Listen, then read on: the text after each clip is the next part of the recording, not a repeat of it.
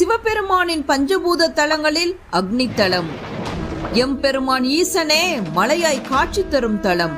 நினைத்தாலே முக்தி தரும் தலம். சிவபெருமான் அக்னி வடிவில் எழுந்தருளிய தலம்.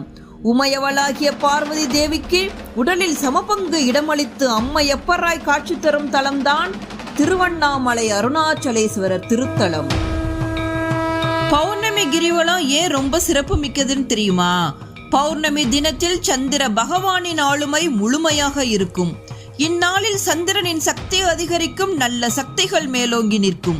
எனவே இந்த சிறப்பு மிகுந்த நாளில் கிரிவலம் வருவதால் சந்திரனை ஆபரணமாக கொண்ட சிவபெருமானின் முழுமையான அருளையும் திருவண்ணாமலையில் மோட்சமடைந்த சித்தர்களின் அருளாசியும் பரிபூரணமாக கிடைக்கும் என்பது நம்பிக்கை. அருணாச்சலேஸ்வரரை மனதில் நினைத்து மனமுருக வேண்டி இந்த மலையில் கிரிவலம் வருவது பக்தர்களிடையே சிறப்பாக பார்க்கப்படுகிறது.